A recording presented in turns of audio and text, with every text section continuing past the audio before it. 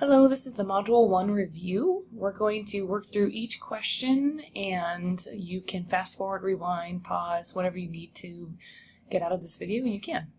So, first question says name a plane, and here's the image that we have. To name a plane, you need to talk about three non-collinear points. So plane CBD is an option, plane CED is an option, or plane EBD. Those are all good choices for planes in this type of question. Name a segment. A segment is, you need 2 points to talk about it, and it's just talking about us between those 2 points. It does not go on forever. So the notation part of it I will add afterwards. So CB is an option, BE is an option, CE is an option, and BD. Those are all options, and what you should include is a bar that goes above it, and that's saying that those are segments and that they actually have those endpoints. So these are all segments, like this. Okay, name a line. So a line extends forever in both directions, and there's actually only one on this diagram, but we can talk about it in a lot of different ways. So you can either say line CB, or you can say line CE, or you could even say line BE. Either of those options would work because you have to have those 2 points, and they're all collinear, so this works out nicely. But you need to have a line with arrows on both sides going above this saying it extends in both directions forever. Beautiful. Okay, name 3 collinear points. 3 collinear points, the only ones we have for this problem are C, B, and E. Collinear means they are on the same line, and those 3 are on the same line. Name 3 non-collinear points. So 3 points that are not collinear. That would be C, B, D, or C, E, D. Those aren't collinear. Or you could say E, B, D. Those are all the great options for non-collinear points for this question. Name the intersection of a line and a segment not on the line. So looking at this diagram, here is the line. There's only one line that extends forever in both directions. And then it says where that intersects with a segment. And there's a segment right here. So the segment intersects with the line at this point right here, point B. Then it says, number 7, name a pair of opposite rays. There's only one option for opposite rays on this diagram. You have to look at the line right here, and you have to start with B going to C, and then also B going to E. And I know these are opposite rays because they form a straight line going in both directions. So I'm going to write the letters first, so BC and BE, and then let me add the correct notation above it. I think it's, not that one.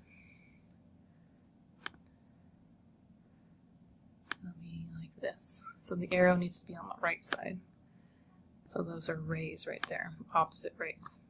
Okay, so that's it for the first side. Now, our first section of questions, let's go to the second one.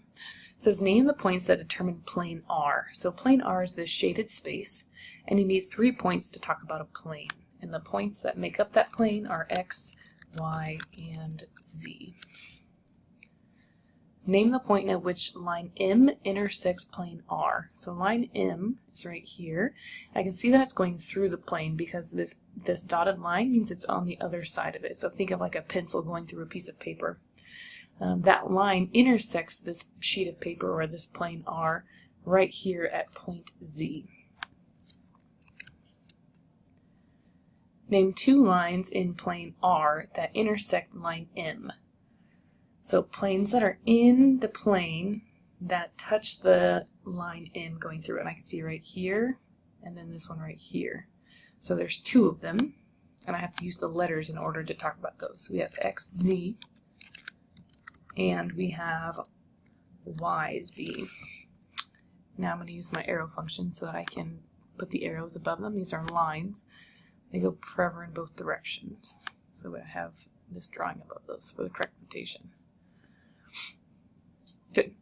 It says name a line in plane R that does not intersect line M. So line M is right here. Which line does not touch that? And looking at it, I can see that this line down here, XY, is the only line that doesn't intersect that one. So XY would be the line that does not intersect it. Having the correct notation. Oop, undo that. That's not what I wanted. There we go. Okay. For this question, for 12 and 13, it says that we can use the distance formula to determine whether each pair of segments have the same length. I would rather not use the distance formula. The distance formula is great. However, these are already on a grid, and in my opinion, it's much, much easier to just do the Pythagorean theorem in this case. And so that's what I'm going to focus on right here. So CD is right here. So I'm going to make a right triangle out of this, and I'm going to use the Pythagorean theorem. So I have that going there and that there to make that right triangle. And I can just count these boxes. This is 1, 2, 3, 4. This leg is 4, and this leg is 1. Therefore, I can just do the Pythagorean theorem with legs of 4 and 1, and I can figure out the length of CD. So we have 4 squared plus 1 squared equals C squared. Coming down here, we know 4 squared is 16, and then 1 squared is 1, and that equals C squared. Then I can add those together. You get 17 is equal to C squared. Then you can square root both sides, and you get 17. The square root of 17 is equal to C. And I'll throw the symbols in here afterwards. So square root of 17 is equal to C for CD. Now we can do the same thing for JK. JK is down here. I'm going to make a right triangle so I can use the Pythagorean theorem. And I'm seeing that they have the same ratio of 4 and 1 for the legs. And I can already tell that they're going to be congruent because we're using the same numbers. However, we need to show that this Pythagorean theorem actually works. So let's plug in 4 squared plus 1 squared equals C squared. Now we know that's 16 plus 1 is equal to C squared, which then is 17 equals C squared.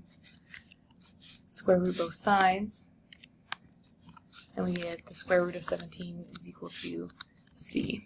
Let me use the correct line segment here to get this going. Now I can see that they both have the same length when I use the Pythagorean theorem, and I can conclude, yes, they are the same length. Make sure you actually have that conclusion statement. If you don't, you're going to lose some points because the whole point is to answer the question, do they have the same length? Okay, we're doing that same strategy over here with HG and EF. I'll change the color of my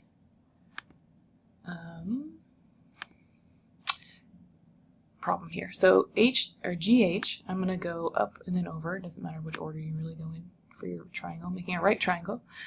I can count that it has 1, 2, 3, 4 right here. 4 boxes. Then I have 2 boxes over here. So I have a 4 by 2 triangle this time. So let's go ahead and plug in these numbers to the Pythagorean theorem. I have 4 squared plus 2 squared equals C squared.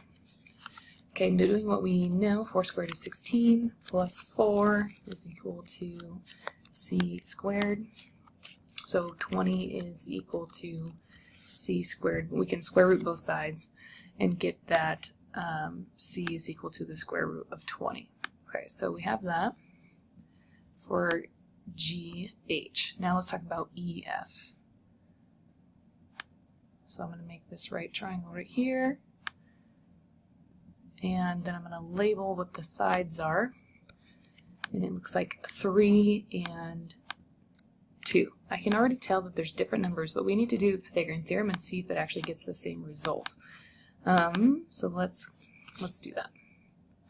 So I get 3 squared plus 2 squared equals c squared. So let's actually write that out. So 9 plus 4 is equal to c squared. I can see that that adds to 13 equals c squared, and then we square root both sides to get that the length is the square root of 13. And now you can see, and you can type this into your calculator as well, that these two are not going to be the same decimal and they don't have the same value. So GH is not the same length as EF.